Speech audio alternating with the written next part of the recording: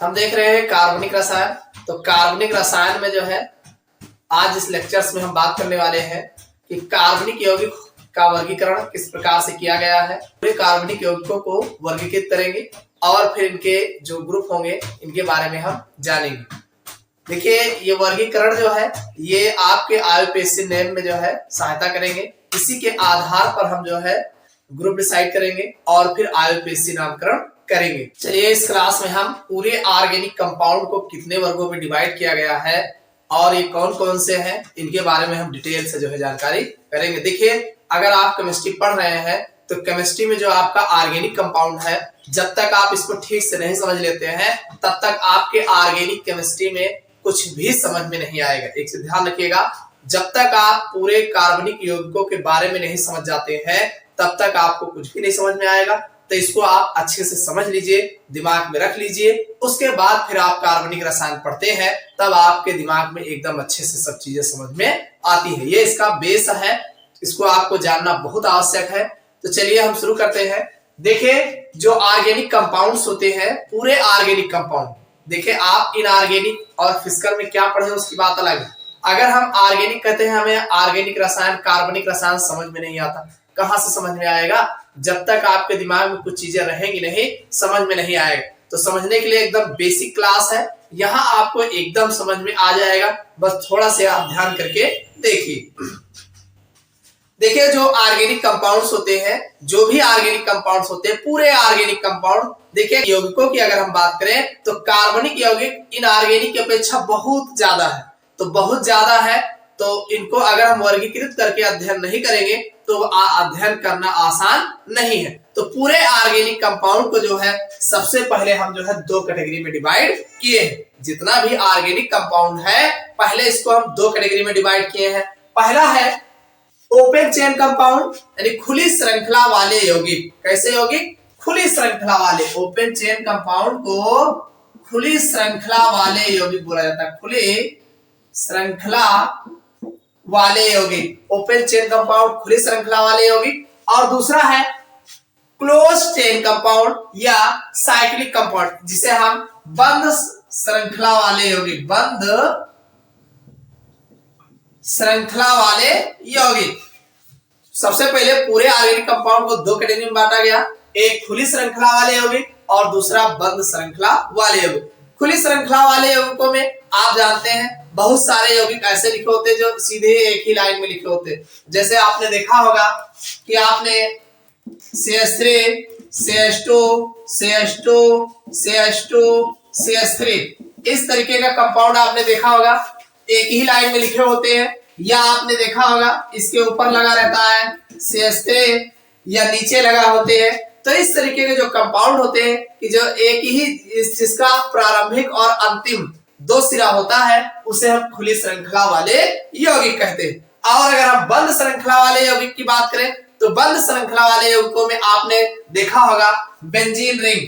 Benzene ring में आपने देखा होगा इस तरीके से जो है बने रहते हैं। आपने देखा होगा इस तरीके के कंपाउंड जो रिंग लाइक स्ट्रक्चर बनाते हैं। भाई आपने बेंजीन देखा होगा, बेंजीन का स्ट्रक्चर कुछ इस तरीके से बनता है जिसमें ना तो स्टार्टिंग पॉइंट दिखेगा और ना ही आपको एंडिंग पॉइंट दिखेगा। तो ये आपके बंद श्रृंखला वाले यौगिक होते हैं। इतनी बात समझ में आ गई। यानी पूरे कार्बनिक यौगिकों को दो कैटेगरी में पहले डिवाइड किया गया, एक खुली श्रृंखला वाले यौगिक और दूसरा बंद श्रृंखला वाले यौगिक, open chain compound and close chain compound. देखिए, जो खुली श्रृंखला वाले यौगिक है इसका नाम ए साइक्लिक कंपाउंड, यानी बिना साइक्लिक वाले रिंग वाले यौगिक, या इसी को एलिफैटिक कंपाउंड कहा जाता है। क्या कहा जाता है? एलिफैटिक कंपाउंड भी कहा जाता है। नाम याद रखिएगा, इसी को जो है ए साइक्लिक कंपाउंड यानी बिना रिंग वाले यौगिक और या जो है एलिफैटिक यौगिक जो है कहा जाता है। और जो साइक्लिक कंपाउंड होते हैं क्लोज चेन कंपाउंड, ये जो आपके साइक्लिक बोलिए रिंग लाइक यौगिक या जो है बंद श्रृंखला वाले यौगिक कहा जाता है। इतनी बात समझ में आ गई। अब चलिए, ये ओपन चेन कंपाउंड जो खुली श्रृंखला वाले यौगिक है इसको भी दो कैटेगरी में रखा गया है। एक को कहा गया हाइड्रोकार्बन और दूसरे को कहा गया हाइड्रोकार्बन डेरिवेटिव्स। एक को कहा गया हाइड्रोकार्बन। हाइड्रोकार्बन क्या होते हैं? देखिए हाइड्रोकार्बन दो नाम है ना, एक है हाइड्रो और दूसरा है कार्बन। हाइड्रो मीन्स हाइड्रोजन और कार्बन मीन कार्बन सी, यानी वे यौगिक जिनमें हाइड्रोजन और कार्बन मिल करके यौगिक का निर्माण करते हैं उन्हें हम हाइड्रोकार्बन कहते हैं। इतनी बात समझ में आ गई। जैसे हाइड्रोकार्बन में आप जानते हैं जिनमें हाइड्रोजन और कार्बन केवल ये दो लोग मिल करके यौगिक का निर्माण करते हैं, हाइड्रोकार्बन कहलाते हैं। जैसे आपने नाम सुना होगा मीथेन, इथेन, एथिलीन, बहुत सारे नाम आपने सुने होंगे। मीथेन का फार्मूला CH4 होता है, इथेन का फार्मूला जो है C2H6 होता है, और आपने सुना होगा C2H2 जिसे एसिटिलीन कहा जाता है। एसिटिलीन आपने नाम सुना होगा C2H4 जिसे एथाइलिन कहा जाता है। इसी तरीके से आपने बहुत सारे नाम सुने होंगे जिसमें कार्बन और हाइड्रोजन, जिसमें दो एलिमेंट्स आपको देखने को मिलेंगे, कार्बन और हाइड्रोजन। तो ऐसे यौगिक जो कार्बन और हाइड्रोजन से मिलकर बने होते हैं उन्हें हम हाइड्रोकार्बन कहते हैं। इतनी बात समझ में आ गई। हाइड्रोकार्बन किसे कहते हैं? जिनमें कार्बन और हाइड्रोजन मिलकर के बने होते हैं उन्हें हाइड्रोकार्बन कहा जाता है। और दूसरा है हाइड्रोकार्बन डेरिवेटिव। हाइड्रोकार्बन डेरिवेटिव्स में क्या होता है कि हाइड्रोकार्बन से ही जो भी उत्पन्न हुआ हो, डेरिवेटिव्स का मतलब होता है उत्पन्न, यानी उन्हीं से जो बनाया गया। डेरिवेटिव्स मतलब आप समझ जाइए कि हाइड्रोकार्बन डेरिवेटिव यानी हाइड्रोकार्बन के ही व्युत्पन्न, यानी हाइड्रोकार्बन से ही बनाया गया हो। जैसे आपने नाम सुना होगा एथिल अल्कोहल C2H5OH, यह आपका एथिल अल्कोहल है। एथिल अल्कोहल आपने, और मेथिल अल्कोहल, अल्कोहल हो गया आपका एक alcohol, methyl alcohol, ethyl alcohol, propyl alcohol, कोई भी अल्कोहल है। दूसरा एथिल ब्रोमाइड C2H5Br, यह आपका एथिल ब्रोमाइड है। ऐसे आपने बहुत सारे नाम सुने होंगे, यहाँ पे CN लगा हो, एथिल साइनाइड, मेथिल साइनाइड। कुल मिला के हाइड्रोकार्बन के साथ साथ इसमें कुछ अलग से एलिमेंट जब जुड़ेगा तो वो हाइड्रोकार्बन डेरिवेटिव्स कहलाएंगे। इतनी बात समझ में आ गई। तो ये तो आपके थे हाइड्रोकार्बन और हाइड्रोकार्बन व्युत्पन्न। एक जो हाइड्रोकार्बन्स होते हैं, हाइड्रोकार्बन्स को दो कैटेगरी में डिवाइड किया गया है। अब ये कौन कौन सी कैटेगरी है? तो हाइड्रोकार्बन्स को दो कैटेगरी में डिवाइड किया गया है। एक को संतृप्त हाइड्रोकार्बन,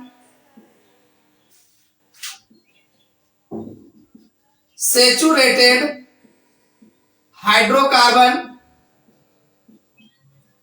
और दूसरे को अनसैचुरेटेड हाइड्रोकार्बन कहा गया है। देखिए हाइड्रोकार्बन को दो कैटेगरी में डिवाइड किया गया, एक तो सैचुरेटेड मींस संतृप्त हाइड्रोकार्बन और दूसरा असंतृप्त हाइड्रोकार्बन। संतृप्त हाइड्रोकार्बन और असंतृप्त हाइड्रोकार्बन। संतृप्त हाइड्रोकार्बन क्या होते हैं? वे हाइड्रोकार्बन जिनमें कार्बन कार्बन के बीच में सिंगल बॉन्ड होता है संतृप्त हाइड्रोकार्बन कहलाते हैं। जैसे आपने देखा होगा C2H6, देखिए इसकी पहचान जो है C सिंगल बॉन्ड, यानी कार्बन कार्बन के बीच में केवल सिंगल बॉन्ड होगा, वो संतृप्त हाइड्रोकार्बन कहलाएगा। दूसरा है असंतृप्त हाइड्रोकार्बन, यानी कार्बन कार्बन के बीच में डबल बॉन्ड, भाई कार्बन कार्बन के बीच में डबल बॉन्ड, या जो है कार्बन कार्बन के बीच में ट्रिपल बॉन्ड जब देखने को मिले तो वो आपका असंतृप्त हाइड्रोकार्बन कहलाएंगे। संतृप्त हाइड्रोकार्बन संतृप्त होगा जिसमें आपको डबल बॉन्ड लगाने की आवश्यकता नहीं होगी, वो अपने से बॉन्ड बैलेंस होता है। और असंतृप्त हाइड्रोकार्बन में कार्बन कार्बन के बीच में जो है वो सिंगल के बजाय या तो डबल बॉन्ड होगा या तो ट्रिपल बॉन्ड होगा, तो वो आपका असंतृप्त हाइड्रोकार्बन या अनसैचुरेटेड हाइड्रोकार्बन कहलाते। इतनी बात समझ में आ गई। तो ये तो थे आपके हाइड्रोकार्बन्स की बात। इधर आ जाइए, जो आपने बंद श्रृंखला बंद करके छोड़ दिया है। देखिए हमने कहा आपसे कि जितने भी ऑर्गेनिक कंपाउंड होते हैं इनको दो कैटेगरी में डिवाइड किया गया, एक तो खुली श्रृंखला वाले यौगिक और दूसरा बंद श्रृंखला वाले यौगिक। अब खुली श्रृंखला वाले यौगिकों को हमने बता दिया कि एक तो हाइड्रोकार्बन होते हैं और दूसरा उनके व्युत्पन्न होते हैं, ये भी आप जान गए। अब जो बंद श्रृंखला वाले यौगिक होते हैं, यानी जो रिंग लाइक स्ट्रक्चर होते हैं, जिन रिंग बनाते हैं, अब रिंग वाले जो यौगिक होते हैं इनको भी दो कैटेगरी में डिवाइड किया गया है। रिंग वाले यौगिक को दो कैटेगरी में डिवाइड किया गया है। तो पहली कैटेगरी है आपका एरोमेटिक कंपाउंड, और दूसरा है एलिसाइक्लिक कंपाउंड। जो बंद श्रृंखला वाले यौगिक होते हैं इनको दो कैटेगरी में डिवाइड किया गया, एक तो एरोमेटिक कंपाउंड और दूसरा है एलिसाइक्लिक कंपाउंड। अब ये एरोमेटिक कंपाउंड कौन है और ये एलिसाइक्लिक कंपाउंड कौन है? देखिए, एरोमेटिक कंपाउंड का अगर नाम आपसे लिया जाए तो इसमें कुछ रूल्स है, और जो उन रूल्स का पालन करते हैं वो एरोमेटिक कंपाउंड कहलाते हैं। क्या रूल्स है? देखो, एरोमेटिक कंपाउंड्स के लिए सबसे एक फार्मूला है 4n+2 pi electrons. 4n+2 pi electrons, यानी जिनके अंदर वे यौगिक जिनके अंदर 4n+2 पाई इलेक्ट्रॉन्स पाए जाते हैं वो एरोमेटिक कहलाते हैं। एक तो ये है, और दूसरा आप जानते हैं अगर वो एरोमेटिक कैरेक्टर है तो वो रिंग लाइक स्ट्रक्चर, आपने नाम सुना होगा बेंजीन। सबसे बढ़िया एग्जांपल आप जानते हैं बेंजीन। ये आपका बेंजीन रिंग है। तो बेंजीन रिंग से रिलेटेड यानी इसी टाइप का रिंग लाइक स्ट्रक्चर जो बनाते हैं वो लगभग सब के सब एरोमेटिक होते हैं। कोई जरूरी नहीं है। इस रिंग लाइक स्ट्रक्चर के अलावा ये 4n+2 पाई इलेक्ट्रॉन अगर रूल्स पालन करते हैं तब वो एरोमेटिक कहलाते हैं। इतनी बात समझ में आ गई। तो ये एरोमेटिक हो गया। दूसरा एलिसाइक्लिक कंपाउंड। एलिसाइक्लिक यानी अब एलिसाइक्लिक देखो, एलिसाइक्लिक कंपाउंड जो है ये आपके यहाँ जो खुली श्रृंखला वाले यौगिक है इनके जो कैरेक्टर होते हैं और एलिसाइक्लिक कंपाउंड के कैरेक्टर लगभग मिलते रहते हैं। लेकिन समस्या क्या है? समस्या ये है कि ये क्लोज चेन कंपाउंड के अंतर्गत आता है, यानी ये यौगिक जो है बंद श्रृंखला वाले यौगिक होते हैं, जबकि इधर वाले यौगिक खुली श्रृंखला वाले यौगिक होते हैं। अब बंद श्रृंखला ये एलिसाइक्लिक कंपाउंड क्या होते हैं? देखिए, एलिसाइक्लिक कंपाउंड में आप जानते हैं, आपने देखा होगा इस तरीके से कुछ यौगिक आपने देखा होगा, मेथएप्रोब्यूट, इसको बोलते हैं साइक्लोब्यूटेन। इसी तरीके से आपने और भी स्ट्रक्चर देखा होगा, इस तरीके का स्ट्रक्चर देखा होगा इस तरीके से। तो ये आपका है मेथएप्रो, साइक्लोप्रोपेन, साइक्लोप्रोपेन। इस टाइप से आपने बहुत सारे यौगिक देखे होंगे। ये आपके एरोमेटिक नहीं है, एरोमेटिक तो इधर होगा। ये आपका एल्केन, जैसे यहाँ एल्केन में मेथेन एथेन टाइप का आपका यौगिक होता है, सेम वैसे ये भी होते हैं, बस ये एक बंद श्रृंखला में यौगिक होते हैं, ये खुली श्रृंखला में नहीं होते। चलिए आगे देख लेते हैं। ये जो आपका एलिसाइक्लिक कंपाउंड होता है ये दो कैटेगरी में डिवाइड किया गया है, एक होमोसाइक्लिक कंपाउंड, दूसरा हेटेरोसाइक्लिक कंपाउंड। समचक्रीय यौगिक और विषम चक्रीय यौगिक। अब समचक्रीय यौगिक में जो इनका चक्र होगा वो सेम होगा, जैसे आप जानते हैं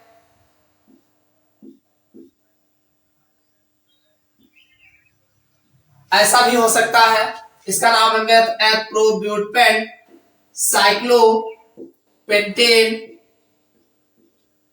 समचक्रीय मतलब इनका जो रिंग होगा वो पूरा रिंग जो है एक ही टाइप का होगा, इसमें कहीं आपको जोड़ नहीं दिखेंगे। समचक्रीय मतलब इसमें कहीं आपको जोड़ नहीं दिखेगा, तो बिना जोड़ वाले यौगिक ये आप कह सकते हैं होमोसाइक्लिक कंपाउंड। होमो मतलब सेम होता है, समचक्रीय यौगिक यानी इसमें कहीं आपको जोड़ नहीं दिखे। कोई जरूरी नहीं यही हो, दूसरा भी कंपाउंड हो सकता है, जैसे ये भी हो सकता है, ये भी हो सकता है। और अगला है हेटेरोसाइक्लिक कंपाउंड। हेटेरोसाइक्लिक कंपाउंड में आपको जोड़ दिखेगा। कैसे जोड़ दिखेगा? जैसे आपने देखा होगा इस तरीके का यौगिक, भाई ये S लगा होगा, या तो N भी लगा होगा, या O लगा होगा। यहां पे आपको O लगा हुआ दिखेगा, तो इस तरीके के जो यौगिक आपको देखने को मिलेंगे वो आपके हेटेरोसाइक्लिक कंपाउंड होंगे। हेटेरो मींस विषम, साइक्लिक मींस रिंग। तो हेटेरोसाइक्लिक कंपाउंड यानी जो रिंग तो बनाएंगे लेकिन रिंग बनाने में उनका कहीं ना कहीं SON, NOS तीन एलिमेंट्स हैं, NSO, ये तीन एलिमेंट्स ऐसे हैं जो वहां जोड़ने का कार्य करते हैं। रिंग बनाने में, रिंग को कंप्लीट करने का काम NSO जो है करते हैं। तो ये आपके हेटेरोसाइक्लिक कंपाउंड कहलाते हैं। समझ में आई बात? इतना होमोसाइक्लिक में कहीं आपको जोड़ नहीं दिखेगा, सब के सब आराम से एक ही टाइप जुड़े रहेंगे। और हेटेरोसाइक्लिक में आपको NSO ये तीन एलिमेंट दिखेंगे जो रिंग को कंप्लीट करने का काम करते हैं। तो ये आपके हेटेरोसाइक्लिक कंपाउंड कहलाते हैं। इतनी बात समझ में आ गई? और देखिए ये सब के सब नॉन एरोमेटिक होते हैं। कैसे होते हैं? नॉन एरोमेटिक होते हैं, यानी ये एरोमेटिक नहीं होते। अब हम बात कर लेते हैं जो एरोमेटिक होते हैं। एरोमेटिक कंपाउंड में हमने बता दिया जो 4n+2 पाई इलेक्ट्रॉन का रूल फॉलो करते हैं, इनको रूल्स के हिसाब से होते हैं, वो जो है एरोमेटिक कहलाते हैं। अब ये जो यौगिक होते हैं इनको भी दो कैटेगरी में डिवाइड किया गया। पहली कैटेगरी है होमोसाइक्लिक कंपाउंड और दूसरा है हेटेरोसाइक्लिक कंपाउंड। होमोसाइक्लिक कंपाउंड और हेटेरोसाइक्लिक कंपाउंड, पहली बात तो हमने कहा कि ये एरोमेटिक होंगे। पहली बात तो हमने कह दिया ये एरोमेटिक होंगे, कुल मिलाके ये एरोमेटिक ही होंगे। और दूसरी बात, अब ये दो कैटेगरी में रखा गया, एक होमोसाइक्लिक कंपाउंड, दूसरा हेटेरोसाइक्लिक कंपाउंड। होमोसाइक्लिक में क्या होगा कि इनका जो रिंग होगा, पूरा रिंग जो होगा वो कंप्लीटली होगा, यानी रिंग में कहीं आपको जोड़ अलग से नहीं दिखेगा। तो ये आपका होमोसाइक्लिक हो गया। और हेटेरोसाइक्लिक में क्या है कि रिंग को कंप्लीट करने में हमने आपसे बताया कि NOS, अभी जैसे यहां पे है सेम ऐसे यहां पर भी NSO, इनमें से कोई न कोई रिंग को कंप्लीट करने का काम जो है करते हैं। तो ये आपके हेटेरो में आएंगे। लेकिन एक बात ध्यान रखना, यहां पर वो एरोमेटिक होंगे। मतलब ये है कि ये आपके जो भी कंपाउंड्स होंगे हेटेरोसाइक्लिक के, वो ये इस रूल्स का वो पालन करते होंगे और करेंगे तो ये आपके एरोमेटिक होंगे। जैसे आप जानते हैं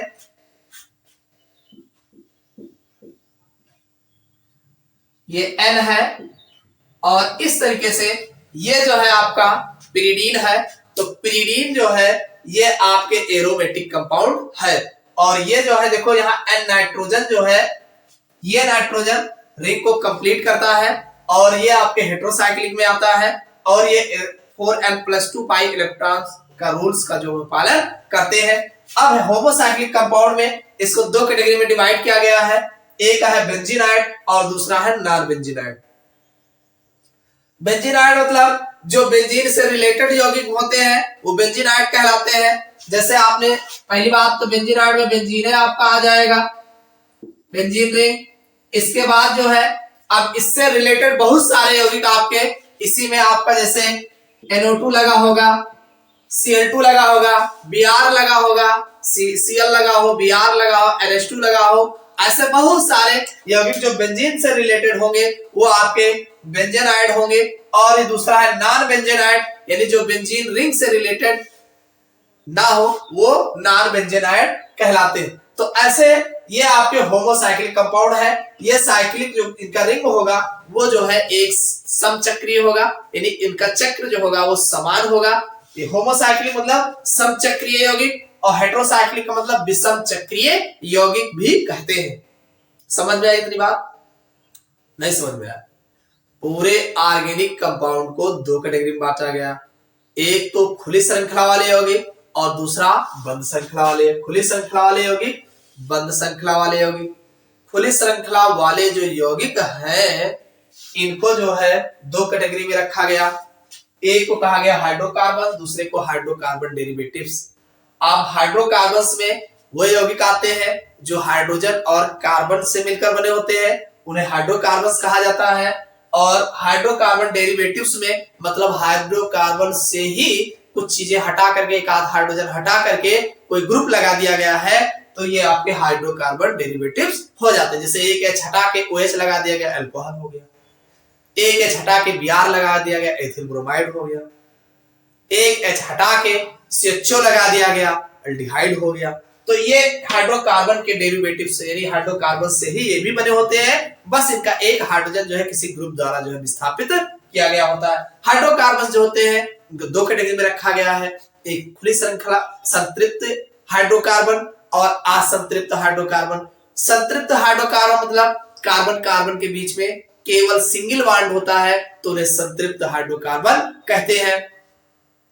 असंतृप्त हाइड्रोकार्बन की अगर हम बात करें तो असंतृप्त हाइड्रोकार्बन में कार्बन कार्बन के बीच या तो डबल बॉन्ड होगा या तो ट्रिपल बॉन्ड कहीं ना कहीं आपको देखने को अवश्य मिलेगा, तो ये आपका असंतृप्त हाइड्रोकार्बन कहलाते हैं। इतनी बात समझ में आ गई। अब अगर हम बंद श्रृंखला वाले यौगिक की बात करते हैं तो बंद श्रृंखला वाले यौगिक जो होते हैं इसको दो कैटेगरी में बांटा गया है, एक एरोमेटिक कंपाउंड, दूसरा एलिसाइक्लिक कंपाउंड। एलिसाइक्लिक कंपाउंड यानी आप कह सकते हैं एरोमेटिक कंपाउंड और नॉन एरोमेटिक कंपाउंड भी कह सकते हैं। अब ये जो आपके एरोमेटिक कंपाउंड है, एरोमेटिक कंपाउंड्स का रूल्स होते हैं, वो रूल्स जो पालन करते हैं वो एरोमेटिक कहलाते हैं, और जो एरोमेटिक कंपाउंड का रूल्स पालन नहीं करते हैं वो आपके एलिसाइक्लिक कंपाउंड्स होते हैं। अब इसमें एरोमेटिक कंपाउंड जो है होमोसाइक्लिक कंपाउंड है। एरोमेटिक कंपाउंड को दो कैटेगरी में बांटा गया, एक होमोसाइक्लिक कंपाउंड, दूसरा हेटेरोसाइक्लिक कंपाउंड। होमोसाइक्लिक कंपाउंड में इनका जो रिंग बनेगा उसमें अलग से कहीं जोड़ नहीं दिखेगा, यानी कार्बन उसमें आपके नाइट्रोजन, ऑक्सीजन, सल्फर कहीं आपको देखने को जोड़ में नहीं दिखेगा। अगर जोड़ में दिखता है तो वो आपका हेटेरोसाइक्लिक कंपाउंड कहा जाएगा। वो भी एरोमेटिक की भी देखो, एरोमेटिक में भी हेटेरोसाइक्लिक कंपाउंड होते हैं और नॉन एरोमेटिक में भी आपके हेटेरोसाइक्लिक कंपाउंड होते हैं। भाई जो एरोमेटिक का रूल्स पालन करेंगे वो आपके एरोमेटिक कंपाउंड होगा, और जो रूल्स का पालन नहीं करेंगे वो आपके नॉन एरोमेटिक हेटेरोसाइक्लिक कंपाउंड कहलाएंगे। अब होमोसाइक्लिक कंपाउंड में बेंजीनाइड और नॉन बेंजीनाइड, जो बेंजीन पे ही लगे होंगे वो बेंजीनाइड होंगे, और जो बेंजीन के अलावा भी उसमें आपको देखने को मिलेंगे वो आपके नॉन बेंजीनाइड होंगे। अब इसमें जो आपके नॉन एरोमेटिक कंपाउंड है इसमें भी होमोसाइक्लिक हेटेरोसाइक्लिक होगा। होमोसाइक्लिक में क्या होगा, इनका जो रिंग होगा वो एक ही टाइप्स के होंगे, यानी उसमें कहीं आपको जोड़ नहीं दिखेगा, ऑक्सीजन, नाइट्रोजन, सल्फर कहीं नहीं लगा होगा, तो होमोसाइक्लिक कंपाउंड होगा।